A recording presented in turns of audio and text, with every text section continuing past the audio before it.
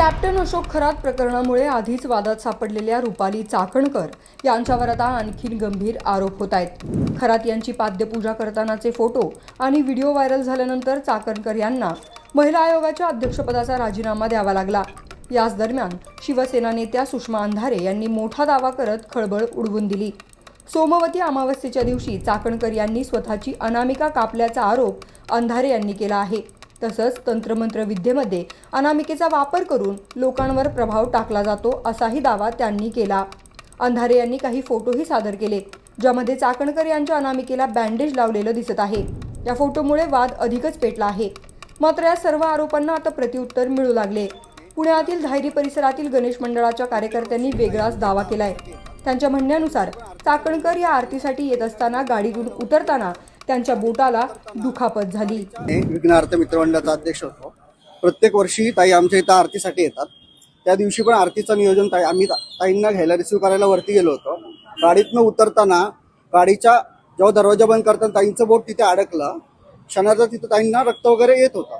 तेव्हा शेजारच्या दामिनवाल्यांनी त्यांना जखमी करून तसंच ताईंची टिश्यू पेपर लावून ताई खाली आरतीला आल्या। मंडळाची जी आरतीची व्हिडिओ आहे ती आता इंस्टाग्राम अकाउंटला पण आहे विघ्नार्थ मित्र मंडळ। त्यामध्ये पण तुम्हाला व्हिडिओमध्ये ताईंची एंट्री दिसेल। त्यामध्ये ताई टिश्यू पेपर लावून खाली आरतीला आले। तिथं ताईंनी आरती केली, ताईंचा सत्कार केला। त्यामध्ये ताईंच्या हाताला जखम दिसेल। आणि आता जो आम्ही पाहतोय की जो फोटो व्हायरल होतोय तो पूर्णपणे धचामळ केलेला जातोय।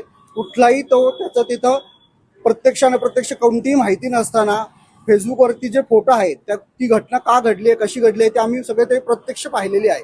पण ती घटनेचा चुकीचा अर्थ करून अंधश्रद्धामध्ये दाखवत आहेत, एकदम चुकीची गोष्ट आहे।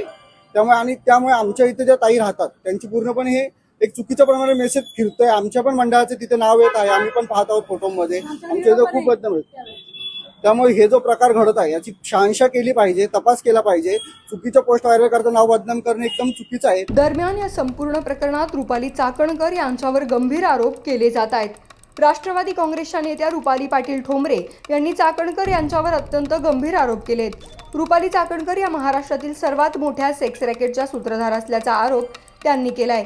त्यांना अटक करून त्यांची चौकशी केली जावी अशी मागणीही त्यांनी केली आहे।